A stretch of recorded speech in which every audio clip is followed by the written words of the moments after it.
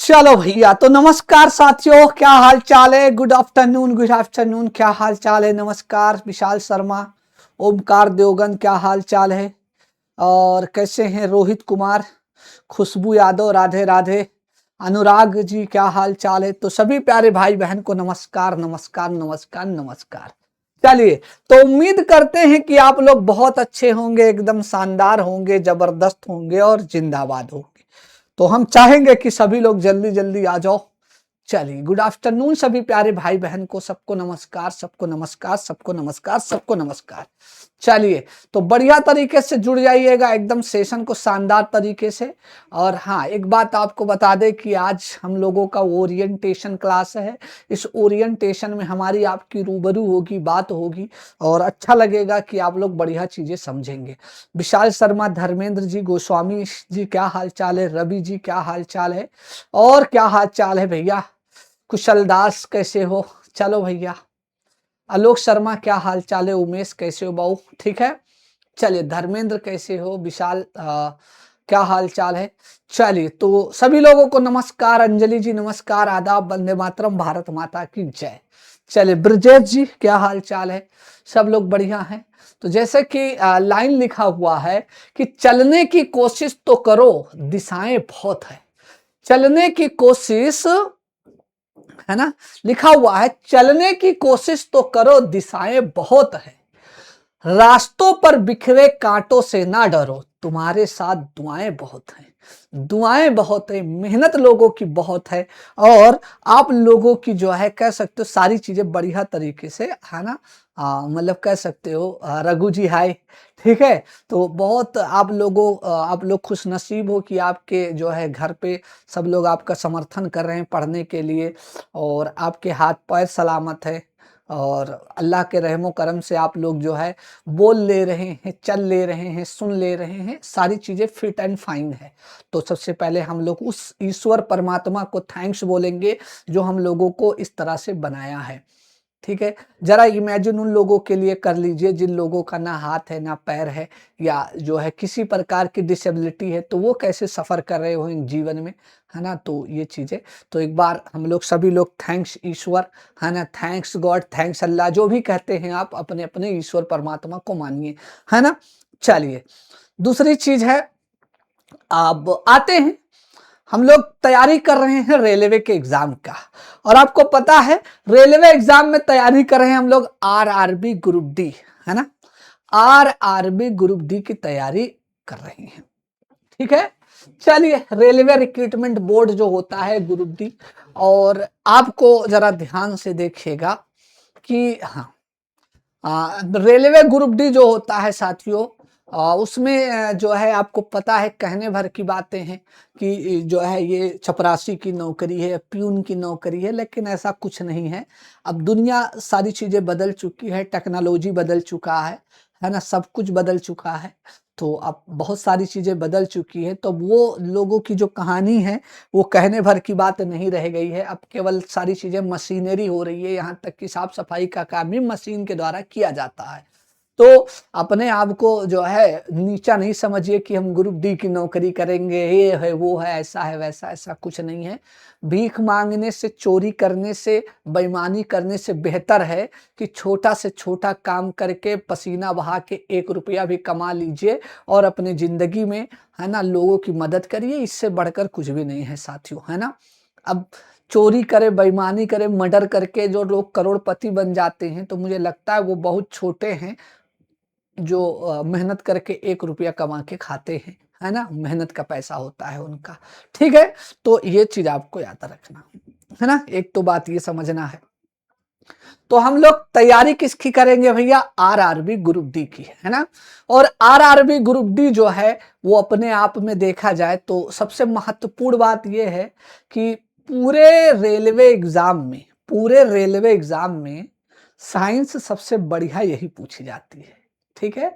तो साइंस सबसे बढ़िया यही पूछी जाती है, आपको पता है। तो थोड़ा सा हम लोग इस पर चर्चा करते हैं ना भैया। चलिए, तो देखिएगा दोस्तों, अगर हम बात करेंगे एग्जाम ड्यूरेशन जो रहेगा वो 90 मिनट का आपको मिलेगा।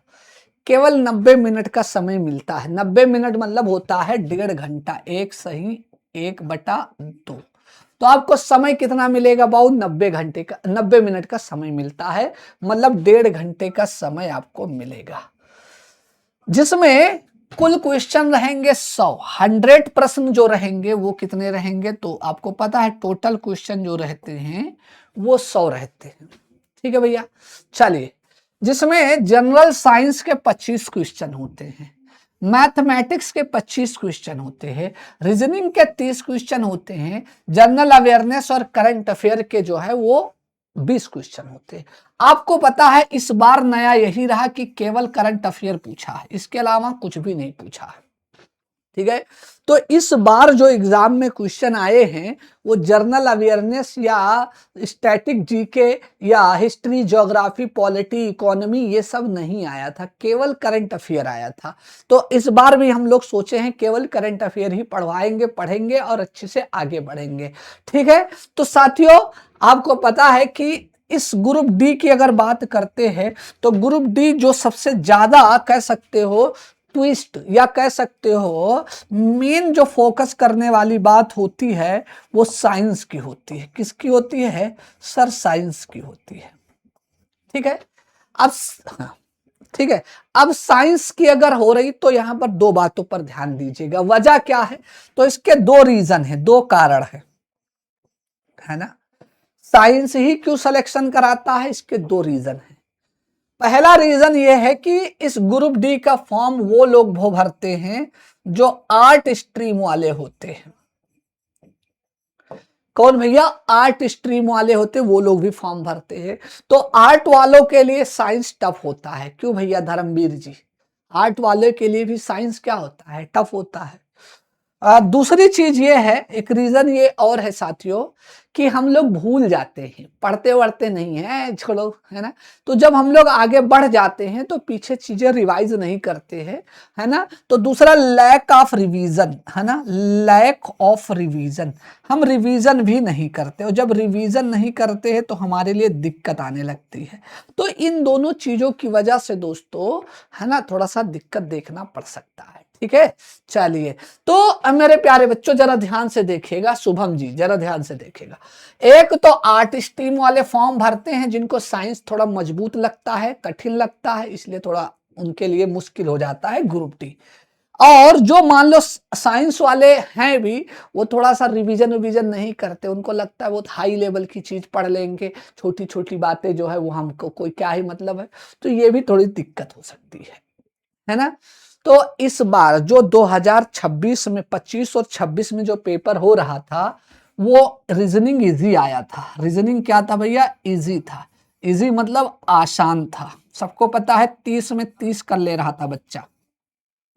मैथ भी क्या था भैया? आसान था। 25 में 25 कर ले रहा था बच्चा। इजी था, आसान था, 25 में 25 कर ले रहा था, ठीक है।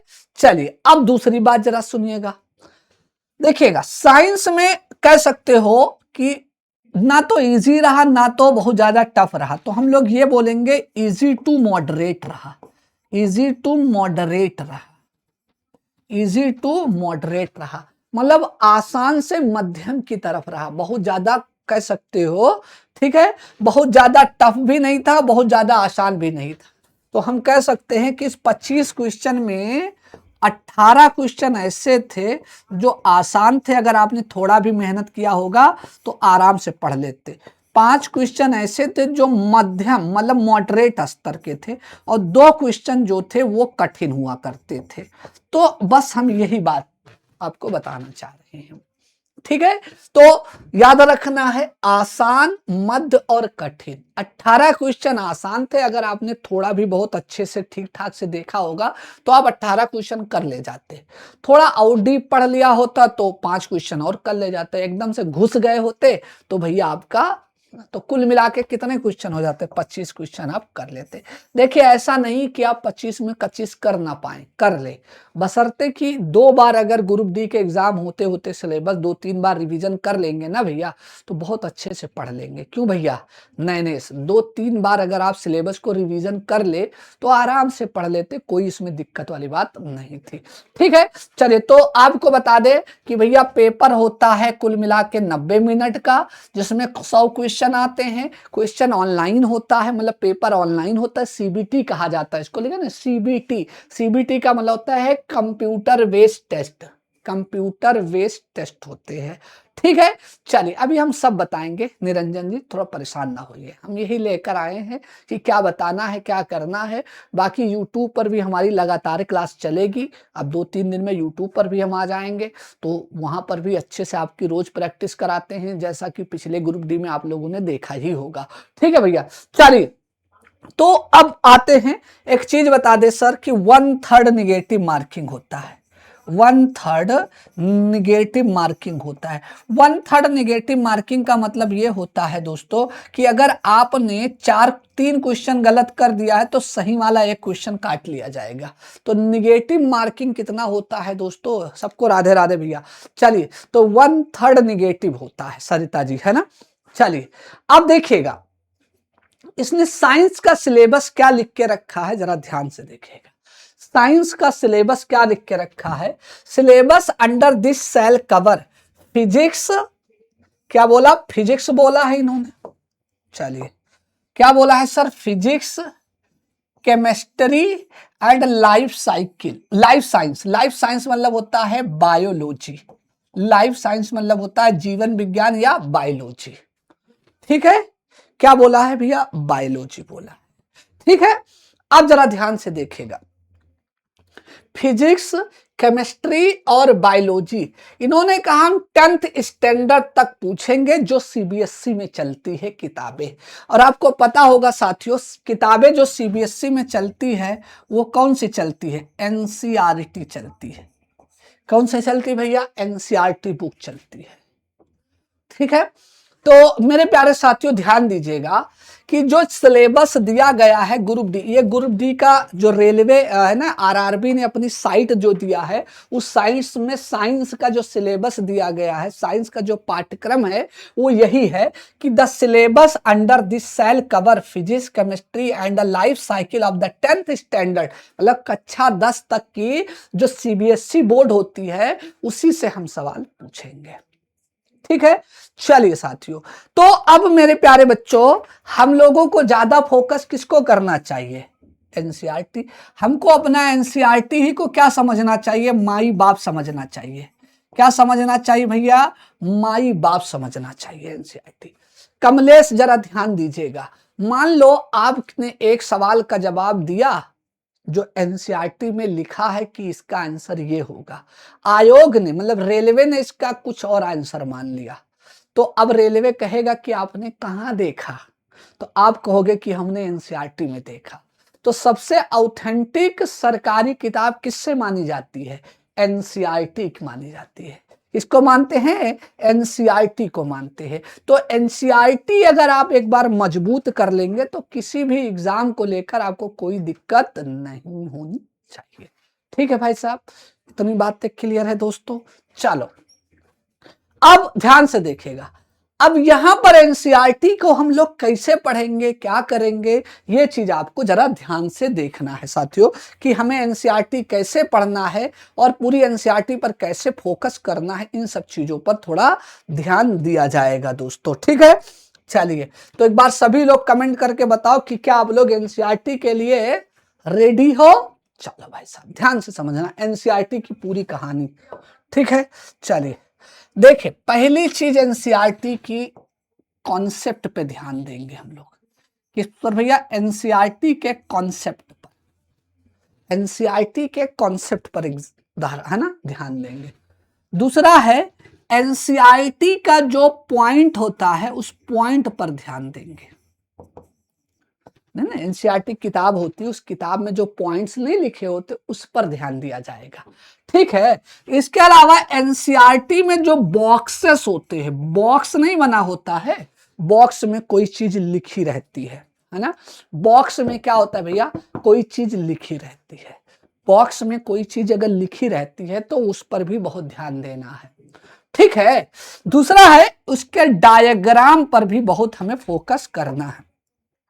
किस पर भैया? उस पर फोकस कर भैया। वो जाइए एनसीईआरटी की बुक रखी है, टेबल पे उठा लीजिए। ठीक है, तो एनसीईआरटी की जो डायग्राम है या चित्र है, उस चित्र पर भी बहुत फोकस करना है, चित्र पर भी फोकस करना है। फिर उनके एग्जाम्पलर या जो भी कह सकते हैं, एग्जाम्पलर जो होता है उस पर भी हम लोग फोकस करेंगे। ठीक है भैया, तो एनसीईआरटी के कॉन्सेप्ट, एनसीईआरटी के पॉइंट, एनसीईआरटी के बॉक्सेस, एनसीईआरटी के एग्जाम्पलर और एनसीईआरटी के चित्र, इन पर फोकस करेंगे दोस्तों, है ना। तो ये जैसे हमारे पास जो एनसीईआरटी है, ये कक्षा 9 की एनसीईआरटी है और ये कक्षा 10 की एनसीईआरटी है ना भैया। ठीक है, हमारे पास दोनों मीडियम है, हिंदी मीडियम, इंग्लिश मीडियम दोनों है। फिलहाल हम हिंदी मीडियम वाला लिए। ठीक है, तो ये याद रखना, ये कक्षा 9 वाला है, ये कक्षा 9 वाला है और ये कक्षा 10 वाला है। ठीक है, अब जरा ध्यान से देखिएगा, हम आपको बताते हैं कॉन्सेप्ट को लेकर, है ना। जैसे फॉर एग्जांपल अगर रदरफोर्ड का मॉडल क्या होता है, इसने पूरा कॉन्सेप्ट यहां समझाया है। ठीक है, अब रदरफोर्ड के बारे में बॉक्स दिया गया है तो आपका कॉन्सेप्ट हो गया। अब ये रदरफोर्ड के बारे में पूरा बॉक्स में दिया गया है, नील बोर के बारे में बॉक्स में दिया गया है। ठीक है भैया, चलिए इसके अलावा अगर हम बात करेंगे आगे, तो मान लीजिए कि कोशिका चैप्टर पढ़ रहे हैं, है ना, तो कोशिका चैप्टर में ये बॉक्स में दिया गया है सेल थ्योरी, कोशिका सिद्धांत के बारे में, कोशिका की खोज किसने किया, नाल एंड रस्का ने क्या किया था, ये पूरा बॉक्स में दिया गया है। तो हम लोगों को बॉक्स पर भी खूब फोकस करना, सॉरी बॉक्स पर भी क्या करना है, खूब फोकस करना है। ठीक है, इसके अलावा अगर हम बात करेंगे दोस्तों तो डायग्राम पर बात करेंगे। किसकी बात करेंगे?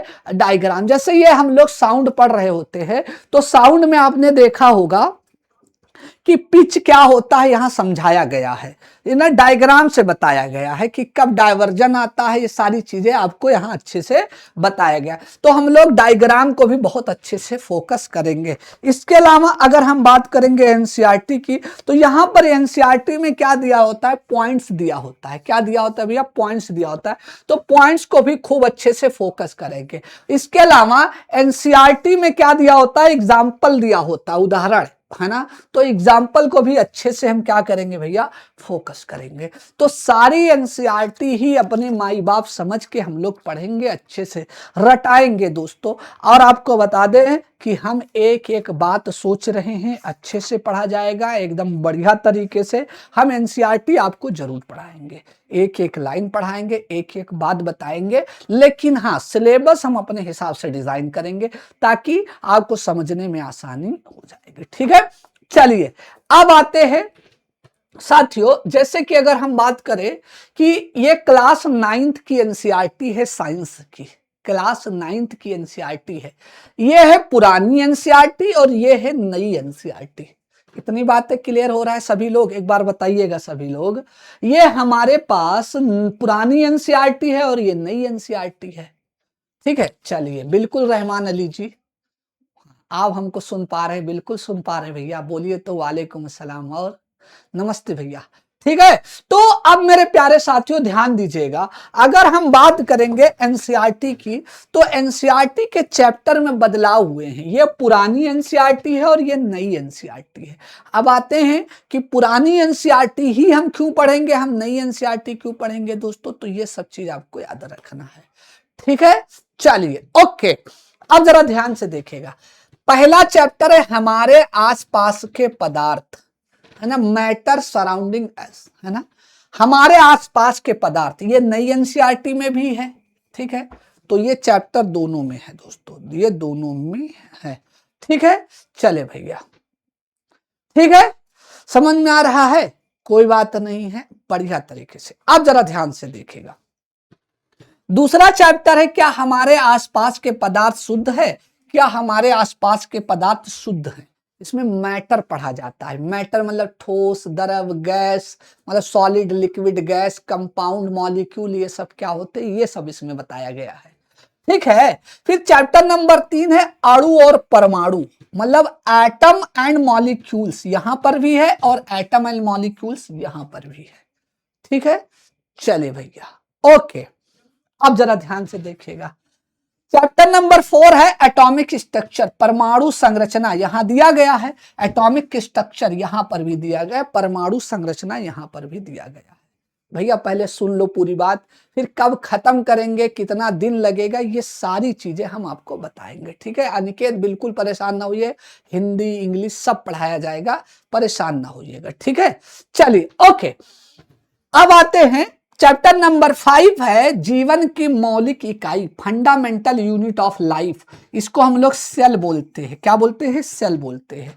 यहां पर भी चैप्टर नंबर 5 दिया गया है, fundamental unit of life, fundamental unit of life. ठीक है, फंडामेंटल यूनिट ऑफ लाइफ, हाँ सब बताया जाएगा, हिंदी इंग्लिश सारी चीजें बताई जाएगी, आप लोग बिल्कुल परेशान ना हो जाए। ठीक है भैया, चलिए fundamental unit of life common है अभी तक। फिर चैप्टर नंबर 6 ऊतक, ऊतक मतलब टिश्यू है, ऊतक मतलब टिश्यू है, यहां पर भी ऊतक मतलब टिश्यू है। ठीक है, टिश्यू है। चलिए ओके, हाँ अब और आते हैं आगे, समझिएगा। चैप्टर नंबर 7 है जीवों में विविधता। क्या हो जाएगा सर, जीवों में विविधता, डाइवर्सिटी इन लिविंग। क्या बोलेंगे, डाइवर्सिटी इन लिविंग। अब जरा ध्यान से देखिएगा, डाइवर्सिटी इन लिविंग जो है वो आपको यहां देखने को नहीं मिलेगा।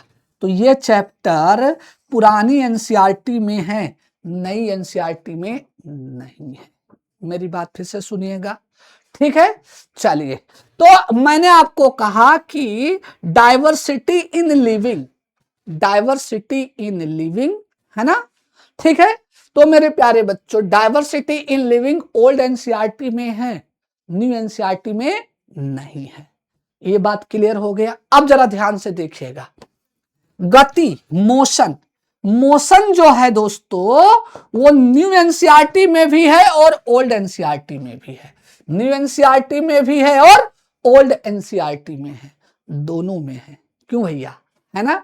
तो मोशन चैप्टर यहां पर चैप्टर नंबर 8 में है, लेकिन यहां चैप्टर नंबर 7 में है। ठीक है भैया। अब बल तथा गति के नियम, force and law of motion, यहां पर है और यहां पर भी है, दोनों जगह है। Force and law of motion इस एनसीईआरटी में भी है और इस एनसीईआरटी में, मतलब ओल्ड में भी है और न्यू में भी है। ठीक है।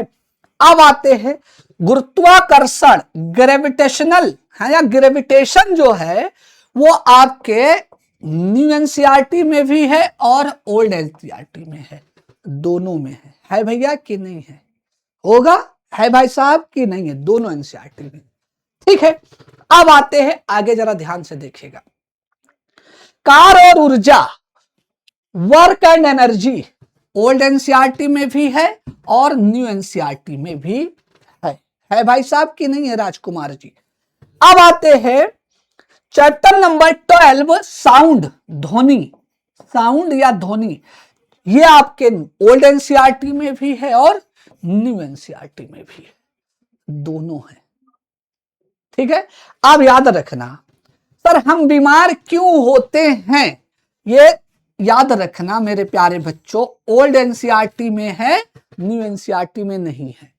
ठीक है, हम बीमार क्यों होते हैं, है ना, कह रहे हैं कि वाई आई फॉल इल, हम बीमार क्यों पड़ते हैं, ये केवल कहां पड़ेगा भैया, ये नई एनसीईआरटी में नहीं, केवल पुरानी एनसीईआरटी में है। ठीक है, चलिए इसमें हम लोग रोग को पढ़ते हैं, डिजीज के बारे में पढ़ते हैं। ठीक है, चलिए अब प्राकृतिक संसाधन, नेचुरल रिसोर्सेस, ये ओल्ड एनसीईआरटी में है, न्यू एनसीईआरटी में नहीं है। कहीं दिखाई दे रहा नहीं है दोस्तों। ठीक है, चलिए ये नहीं है। खाद्य संसाधनों में सुधार, खाद्य संसाधनों में सुधार, है ना, इंप्रूवमेंट इन फूड रिसोर्सेस, ये आपके नई एनसीईआरटी में भी और पुरानी एनसीईआरटी में भी है। अब इस पर थोड़ा सा मैं बात कर लूं भैया। देखिए, कोई बता दे कि रोग से भी क्वेश्चन नहीं आया था, कोई बता दे, रोग से सवाल नहीं आया था, आया था। कोई बता सकता है ना, डिजीज से क्वेश्चन नहीं आया था, एनिमल किंगडम से, प्लांट किंगडम से क्वेश्चन नहीं पूछा था, खूब पूछा था, खूब पूछा था, खूब पूछा था। ठीक है, तो ये हम मान के चलेंगे कि हमारा जो लक्ष्य रहेगा, टारगेट रहेगा कि नई एनसीईआरटी पढ़ना कि पुरानी एनसीईआरटी पढ़ना, तो याद रखना हम लोग पढ़ेंगे पुरानी एनसीईआरटी। क्या पढ़ेंगे, पुरानी एनसीईआरटी पढ़ेंगे।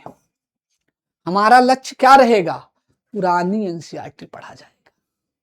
क्यों, क्योंकि बच्चे देखिए, पिछली साल जब हम पढ़ा रहे थे तो कुछ बच्चे हमको पता नहीं गाली तक दे दिए थे कि ये मास्टर कैसा बेकार है, ये नई एनसीईआरटी नहीं पढ़ा रहा है, पुरानी एनसीईआरटी। हम उनको समझाए भैया कि बाबू जरा ये बताओ, ज्यादा पढ़ लोगे कम क्वेश्चन पूछा जाएगा, है ना, तो कर ले जाओगे, कम पढ़ोगे ज्यादा क्वेश्चन पूछेगा तो नहीं कर पाओगे, है ना। तो हमने जबरदस्ती जिद करके पूरी एनसीईआरटी मैंने आपको पढ़ाया था, पुरानी वाली एनसीईआरटी, तब आप क्वेश्चन कर पाए थे। अगर हम नए एनसीईआरटी पढ़ा देते तो ये वाला चैप्टर छूट जाता, ये वाला चैप्टर छूट जाता, ये वाला चैप्टर छूट जाता। ठीक है भैया, तो ये चीज आपको याद रखना। ठीक है, पक्का, सही है, क्लियर हो गया। हम जब ये पढ़ा रहे थे तो बच्चा हमको गाली दे रहा था, कह रहा था ये कौन सा सवाल आएगा, ये थोड़ी ना आएगा। भैंस का वैज्ञानिक नाम पूछा था, बुबेलस, बुबेलस, याद है, भैंस का वैज्ञानिक नाम पूछ लिया था, पूछा था कि नहीं पूछा था, है ना। मधुमक्खी का नाम पूछ लिया था, याद रखो, है ना। हाथी का नाम पूछ लिया था, इसी एग्जाम की बात कर रहे हैं, इसी एग्जाम जो हुआ है ना। चलिए, तो हम पढ़ाएंगे कौन सी एनसीईआरटी, पुरानी एनसीईआरटी, ये कक्षा 9 है। अब आते हैं हम लोग, अगर कक्षा 10 की बात करते हैं, क्लास 10th की बात करते हैं, है ना, क्लास 10th की बात करते हैं, तो क्लास 10th में अगर देखेंगे तो पहला चैप्टर सेम है, रासायनिक अभिक्रियाएं एवं समीकरण, केमिकल रिएक्शन एंड इक्वेशन, दोनों सेम है। यहाँ दोनों सेम है भैया कि नहीं सेम है, ये वाला सेम है। अम्ल, क्षार, लवण, एसिड बेस सॉल्ट, यहां दोनों सेम है कि नहीं है, बिल्कुल सेम है दोस्त, है ना।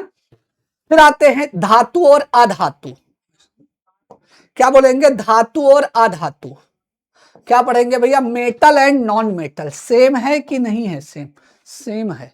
ठीक है, तत्वों का आवर्ती फलन, अब जरा ध्यान से देखिएगा, पीरियोडिक टेबल पुरानी एनसीईआरटी में है, नई एनसीईआरटी में नहीं है। अब बच्चा कह रहा था सर कि नहीं पूछा जाएगा, नहीं पूछा जाएगा, एनसीईआरटी निकाल दिया गया है, एनसीईआरटी ने पीरियोडिक टेबल को हटा दिया गया है। हर दूसरे तीसरे शिफ्ट में पीरियोडिक टेबल से क्वेश्चन पूछा गया था, और बता दे क्या पूछा गया था। एक सवाल तो ये पूछा गया था, मेंडलीव की आवर्त सारणी किस पर निर्भर करती, मतलब मेंडलीव की पीरियोडिक टेबल पर जो क्लासिफिकेशन किया गया वो किस बेस पर किया गया है। न्यूलैंड का ऑक्टेट लॉ पूछा था, और सुनिए यही नहीं पूछा गया था, इलेक्ट्रोपॉजिटिविटी, इलेक्ट्रोनिगेटिविटी पूछा गया था। ये सब पीरियोडिक टेबल का ही तो कॉन्सेप्ट है, तो ये मत सोच। सोडियम का पूछा था सिंबल क्या होता, सोडियम का एटॉमिक नंबर क्या होता, ये पूछा था, सोच लीजिए। पूछा था सोडियम का, आयरन का सिंबल क्या होता है, ये पूछा था। तो अगर हम पीरियोडिक टेबल ना पढ़ाते तो क्या हो जाता, यही सब तो कहानी गड़बड़ा जाती। ठीक है, तो ये पीरियोडिक टेबल यहां पर दिया गया, नए में नहीं दिया गया, तो इसका मतलब ये ना सोचिएगा कि हमें नहीं पढ़ना है, पढ़ना है ना। चलिए अब देखिएगा बायो प्रोसेस यहां पर भी है और बायो प्रोसेस यहां पर भी है। अब बायो प्रोसेस, हाँ सॉरी ये वाला चैप्टर भूल गए थे, हाँ ये कार्बन और उसके यौगिक यहां पर भी है और यहां पर दोनों कॉमन है, ठीक है। चलिए नियंत्रण एवं समन्वय, ये कोऑर्डिनेशन एवं कंट्रोल एवं कोऑर्डिनेशन यहां पर भी और यहां पर भी है, दोनों जगह है, ठीक है। अब जरा ध्यान से देखिएगा, जीवों में प्रजनन कैसे होता है, सबसे ज्यादा सवाल इसी टॉपिक से आया हुआ था। सबसे ज्यादा जो क्वेश्चन पूछा गया था वो सबसे ज्यादा क्वेश्चन यहीं से आया हुआ था, ठीक है। चलिए अब अनुवांशिकता और क्या होगा, जो विकास, अनुवांशिकता और जो विकास है ना, हेरिडिटी एंड एवोल्यूशन। खूब मेंडल के बारे में पूछा गया था कि मेंडल ने कौन से पौधे का मेंडल ने कितनी बार चीजें, है ना। चलिए ओके, इसके अलावा प्रकाश का परावर्तन अपवर्तन, है ना, दोनों में सेम है ना, यहाँ पर भी सेम है, यहाँ पर भी सेम है। मानव नेत्र रंग बिरंगा संसार, है ना, human eyes and colourful world, ये भी दोनों में सेम है। विद्युत इलेक्ट्रिसिटी, ये भी दोनों में सेम है, ठीक है। चलिए विद्युत धारा के चुंबकीय प्रभाव, magnetic effect of electric current, ये भी दोनों में क्या है, सेम है, ठीक है दोस्त। अब जरा ध्यान से देखिएगा, ऊर्जा के स्रोत, है ना, ऊर्जा के स्रोत नहीं है, ये चैप्टर नहीं है। हमारा पर्यावरण, हमारा पर्यावरण यहां पर भी है और हमारा पर्यावरण यहां पर भी है। प्राकृतिक संसाधनों का संपोषित प्रबंधन, मैनेजमेंट ऑफ नेचुरल रिसोर्सेज, ये यहां पर है बट वहां पर नहीं है दोस्तों। तो मैंने ये कहा कि हम लोग अगर बात करेंगे तो नई और पुरानी एनसीईआरटी, इन दोनों को अगर देखा जाए तो बहुत ज्यादा फर्क नहीं है। ग्रुप डी तो सवाल पूछ ही रहा, इसलिए हम लोग टारगेट क्या रखेंगे, एक बार सभी लोगों का साथ आना चाहिए। ओल्ड एनसीईआरटी या न्यू एनसीईआरटी, क्या बताओगे, सभी लोग बताइएगा। ओल्ड एनसीईआरटी टारगेट रहेगा कि न्यू एनसीईआरटी टारगेट रहेगा? ओल्ड एनसीईआरटी टारगेट रहेगा कि न्यू एनसीईआरटी टारगेट रहेगा? एक बार कमेंट करके बताइएगा सर। चलो भैया जल्दी बताओ, ओल्ड एनसीईआरटी कौन रहेगा कि न्यू? हमारी बात मानिए, हमारी राय मानिए कि आप लोग ओल्ड एनसीईआरटी रखिएगा, है ना, और हम अच्छे से पढ़ाएंगे सारी चीजें, एक एक चीज पूरे बुक रहेगा और इस बुक को अच्छे से समझेंगे, जानेंगे, ठीक है। चलिए ओके। अब साथियों जरा ध्यान से देखिएगा, सामान्य विज्ञान में जो क्वेश्चन आते हैं वो फिजिक्स, केमिस्ट्री और बायोलॉजी के होते हैं, फिजिक्स, केमिस्ट्री और बायोलॉजी के होते हैं। देखिए अगर हम बात करेंगे साथियों तो फिजिक्स के क्वेश्चन जो होते हैं वो इस बार कम थे, इस बार फिजिक्स के क्वेश्चन कम थे, इस बार बायो के क्वेश्चन ज्यादा थे। इससे पहले वाला जो पेपर हुआ था, इससे पहले वाला जो पेपर हुआ था उसमें क्या होता है ना, उसमें फिजिक्स ज्यादा था जो है और केमिस्ट्री कम थी, तो ये याद रखना है। तो ये याद रखना कि इस बार फिजिक्स के क्वेश्चन थोड़ा कम देखने को मिले, बायो ज्यादा देखने को मिला, है ना। तो इस बार जो सीक्वेंस बना वो फिजिक्स सॉरी बायो सबसे ज्यादा, उससे कम केमिस्ट्री और सबसे कम फिजिक्स देखने को मिलेगी। अब इसमें हम कसम नहीं खा सकते हैं कि नहीं इतना इतना क्वेश्चन आएगा, अरे किसी शिफ्ट में थोड़ा एक दो क्वेश्चन ज्यादा, एक दो क्वेश्चन कम हो जाएगा। तो ये बात बिल्कुल चिंता ना करिएगा कि नहीं मास्टर साहब आपने बोल दिया तो ये वो ऐसा करके। तो देखिएगा अब फिजिक्स की बात करते हैं तो बच्चे को लगता है कि सर अगर हमको फिजिक्स नहीं आता है तो हम ग्रुप डी नहीं निकाल पाएंगे, ऐसा कुछ नहीं है। देखिए आपके पास तीन सब्जेक्ट है, इन तीनों में से दो अगर बहुत मजबूत है, एक कमजोर है, तो भी कोई दिक्कत वाली बात नहीं है, ठीक है। चलिए ओके, अब आते हैं साथियों, हम लोग अगर बायोलॉजी की बात करते हैं, ठीक है, तो बायोलॉजी को हम तकरीबन 60 लेक्चर में खत्म करेंगे, मतलब 60 दिन में खत्म करेंगे। कितने दिन में? 60 दिन में खत्म करेंगे। कोशिश हमारी यही रहेगी कि 60 डेज में क्या करेंगे भैया, इसको खत्म कर देंगे, बेसिक से पढ़ाकर, है ना, बेसिक से पढ़ाकर हम बढ़िया तरीके से आपके 60 डेज में खत्म कर देंगे। 60 डेज का मतलब होता है हम संडे को भी क्लास लगा सकते हैं। 11th और 12th की एनसीईआरटी नहीं पढ़ाएंगे भैया, 11th 12th की एनसीईआरटी नहीं आती है, ठीक है, चले भैया। ओके, 11th-12th के एनसीईआरटी वो लोग पढ़ते हैं जो आईआईटी और जेईई और नीट की तैयारी करते हैं। ठीक है भैया, आशीष कुमार। ठीक है, हाँ, बस ये है कि हम उस लेवल का पढ़ाएंगे ताकि आपके सारे क्वेश्चन जो है वो थोड़ा बढ़ जाए। तो जो हम पढ़ाएंगे वो एनसीईआरटी से थोड़ा अप पढ़ाएंगे, एनसीईआरटी से अधिक पढ़ाएंगे, एनसीईआरटी से अप करके पढ़ाएंगे, मतलब एनसीईआरटी से थोड़ा लेवल ऊपर ले जाके पढ़ाएंगे। ठीक है भैया। अब 11th और 12th एनसीईआरटी अगर पढ़ोगे तो वो अलग चीज हो जाएगी, फिर वो कहानी थोड़ी सी अलग हो जाती है भैया। ठीक है, चलिए। ओके, तो हमारा जो लक्ष्य रखा गया 60 दिन में, किसी को लगता है 60 दिन ज्यादा है? बताओ भैया, 60 दिन लगता है ज्यादा है? किसको लगता है कि सर 60 दिन ज्यादा है? एक बार कमेंट करो, बिल्कुल कमेंट करो भैया। 60 दिन, अब 60 दिन मान, हाँ,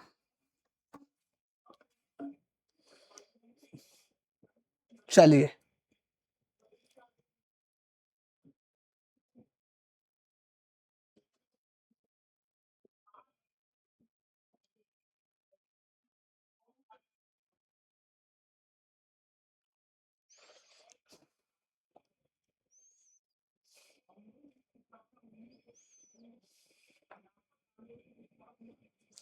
जल्दी से बताइएगा। सही है, ठीक है, चलिए भाई साहब। ओके, हाँ, तो अब इससे ज्यादा हो सकता है। देखिए, 60+5 हो सकता है, 65 हो सकता है, बट 60 से कम नहीं होगा, 60 से कम नहीं होगा, 60 से ज्यादा हो सकता है। ठीक है, तो ये चीज आपको याद रखना। ठीक है भैया, 60 से ज्यादा होगा, 60 से कम नहीं होगा, और एक एक पॉइंट पढ़ा जाएगा, अच्छे से पढ़ा जाएगा। अच्छा, मुस्कान खान का कहना है ये कुछ ज्यादा दिन है शायद। ओके, मुस्कान जी, आप ग्रुप डी का देखिए, रेलवे में सबसे ज्यादा जो टफ होता है साइंस के मामले में वो ग्रुप डी ही है ना। तो जब आप देखिएगा, आप खुद ही बताइए, अगर आप मैथ के कितने क्वेश्चन आ रहे हैं?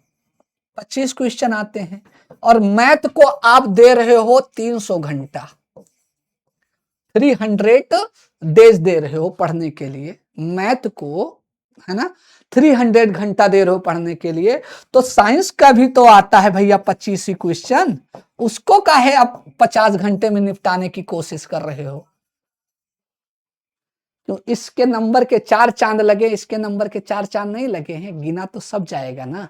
आप ही बताइएगा जरा, अनिकेत, ये बताओ कि मैथ के अगर 25 नंबर आ रहे हैं 300 घंटा पढ़ के, 300 घंटा पढ़ के, तो साइंस के साथ का है दुर्व्यवहार कर रहे हो, उसका भी तो 25 क्वेश्चन आता है। तो 300 ना दो तो कम से कम 100-150 घंटा तो देवे करो ना। ठीक है, तो ये मत करे, क्योंकि ऐसा तो है नहीं कि मैथ का एक क्वेश्चन करने पर 3 नंबर मिलेगा, उसके एक क्वेश्चन करने पर भी एक नंबर मिलेगा, साइंस के भी क्वेश्चन एक करने पर मिलेगा ना। तो ये मत सोचिए, इस 100 क्वेश्चन में सभी क्वेश्चन इंपॉर्टेंट है आपके लिए, चाहे वो मैथ का हो, चाहे रीजनिंग का हो, चाहे साइंस का हो, किसी का भी हो, जीके जीएस का हो, किसी का भी हो, है ना। ठीक है, चलिए रिया जी, बिल्कुल ओके, तो ये बात आपको याद रखना है। ठीक है राकेश, समझ में आ रहा है भैया? चलिए, तो ये मत निकालिए कि हमारे आप मैथ 25 में 25 कर ले गए, बहुत अच्छी बात है, पूरा जिंदगी भर मैथे पढ़ोगे, ना 1 साल भर मैथे पढ़ोगे। ठीक है, तो क्या केवल 25 क्वेश्चन मैथ के करने से क्या आप सिलेक्शन पा जाओगे? नहीं पा जाओगे, नहीं पाओगे, और ना ही पूरा मैथ पूरा साइंस करके पा जाओगे, और ना ही पूरा रीजनिंग करके पा जाओगे, और ना ही पूरा जीके, सभी सब्जेक्ट का कोऑर्डिनेशन बनाना। ठीक है, चलिए, इतनी बात तक क्लियर है। अब एनसीईआरटी के हिसाब से जो मैंने चैप्टर बनाया है, जो आपको हम पढ़ाएंगे, जो हम आपको पढ़ाएंगे भैया। ठीक है, चलिए, ओके, तो अब याद रखना मेरे प्यारे बच्चों, इसमें हम आपको जीव विज्ञान का परिचय दिलाएंगे, और उनकी शाखाएं या जो भी है वो सारी चीजें हम लोग अच्छे से पढ़ेंगे। ठीक है, पीवाईक्यूज हम कराएंगे यूट्यूब चैनल पर, आप बिल्कुल परेशान ना होइए, है ना। चलिए, ओके, यहां पर हम लोग क्या पढ़ेंगे? जीव विज्ञान का परिचय एवं उनकी शाखाएं, है ना, कि जीव विज्ञान होता क्या है, ये वो दुनिया भर के जो तमाशा होता है, शब्दों का प्रयोग कैसे किया जाता है, ये सब। फिर जीवों का वर्गीकरण।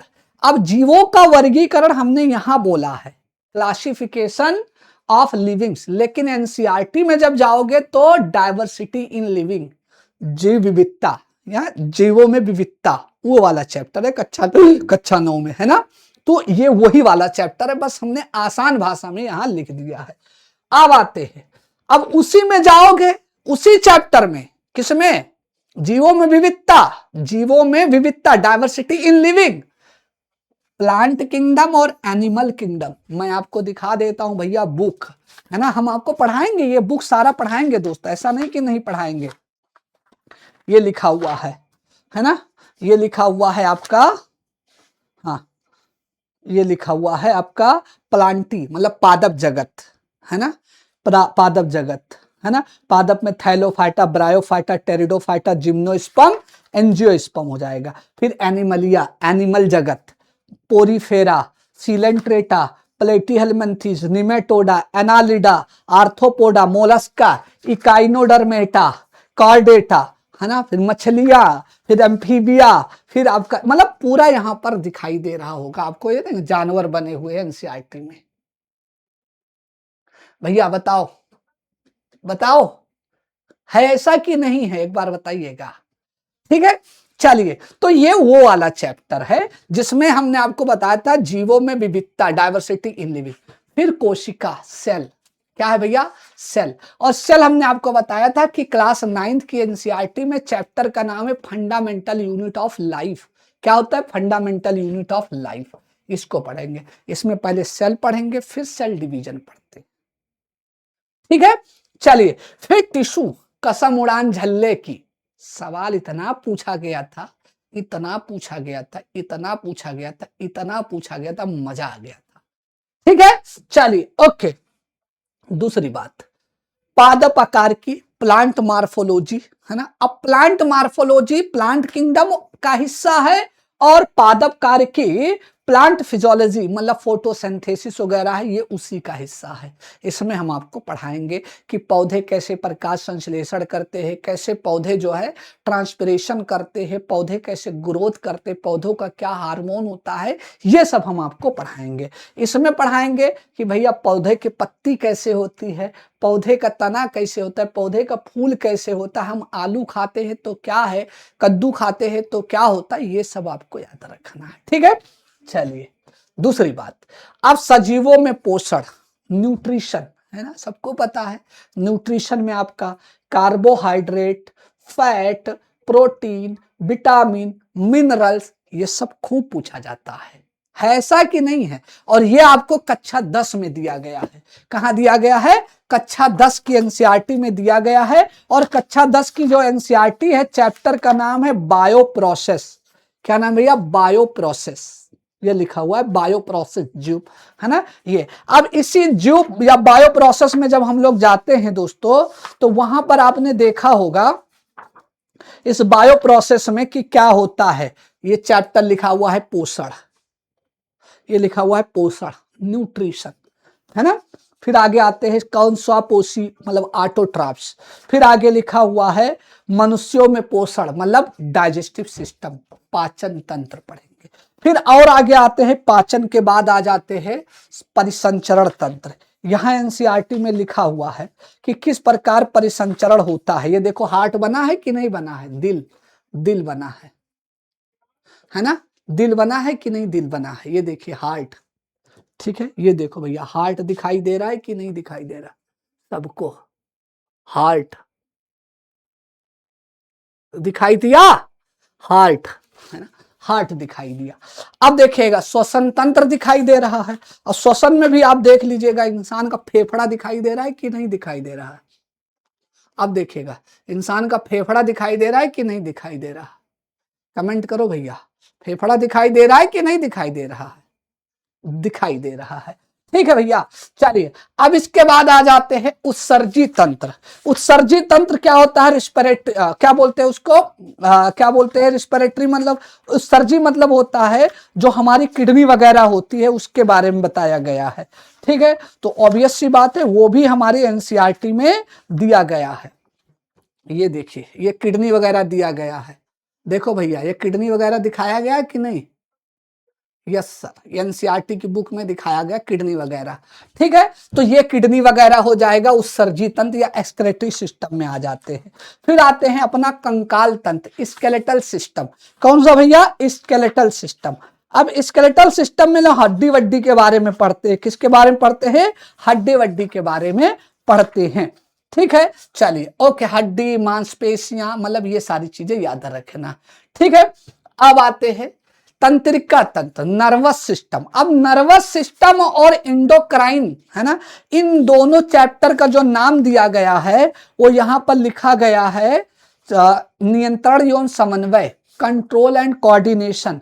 अब आप खुद ही देख लीजिएगा, कंट्रोल एंड कोऑर्डिनेशन में आप उठा के देखिएगा, कंट्रोल एंड कोऑर्डिनेशन, इधर देखिएगा भैया, कंट्रोल एंड कोऑर्डिनेशन चैप्टर में देखिए ब्रेन बना है कि नहीं बना है? ब्रेन बना है कि नहीं बना है? यस सर बना है ब्रेन, है ना। चलिए ब्रेन वाला पढ़ा जाएगा। फिर उसके बाद आ जाएंगे हम लोग प्रजनन तंत्र, रिप्रोडक्शन, है ना। अब प्रजनन तंत्र हम लोग कहाँ पढ़ेंगे? कक्षा 10 की एनसीईआरटी में। ये देखो भैया कक्षा 10 के एनसीईआरटी प्रजनन, खूब सवाल पूछा गया था। प्रजनन रिप्रोडक्शन, ये देखिएगा ये मेल है और ये फीमेल रिप्रोडक्टिव सिस्टम, खूब सवाल पूछा गया था। ठीक है, अब ह्यूमन डिजीजेस के बारे में पढ़ लेते हैं, रोगों के बारे में पढ़ते हैं। किसमें पढ़ेंगे भैया? रोग के बारे में पढ़ते हैं। और रोग के बारे में हम लोग कक्षा 9 में पढ़ेंगे। और कक्षा 9 में हमने आपको बताया था कि हम बीमार क्यों पड़ते हैं, ये बताया गया है ना, हम बीमार क्यों पड़ते हैं। ये चैप्टर है इसमें कि नहीं है भैया? जरा बताओ। ये बीमारी देखिए भैया, ये देखिएगा, ठीक है, ये देखिए बीमारी कैसे फैलती है, सब एक एक करके बताया गया है। ठीक है, फिर उसके बाद आ जाते हैं भाई साहब जो विकास, इवोल्यूशन। ये इवोल्यूशन कक्षा 10 में है। कहाँ है भैया? कक्षा 10 में है। तो जो विकास और अनुवांशिकी ये कक्षा 10 की एनसीईआरटी में है।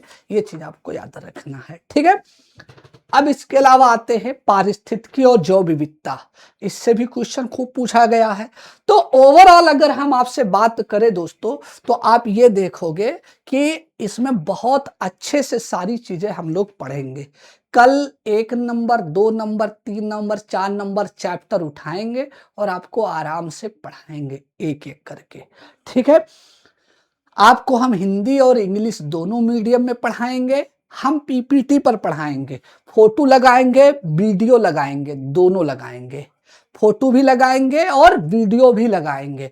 जरूरत पड़ेगी तो फोटो भी दिखाएंगे, जरूरत पड़ेगी तो उसका वीडियो भी दिखाएंगे। जैसे आंख है तो आंख वाला वीडियो भी आपको दिखाएंगे कि कैसे काम करता है, भोजन कैसे पचता है।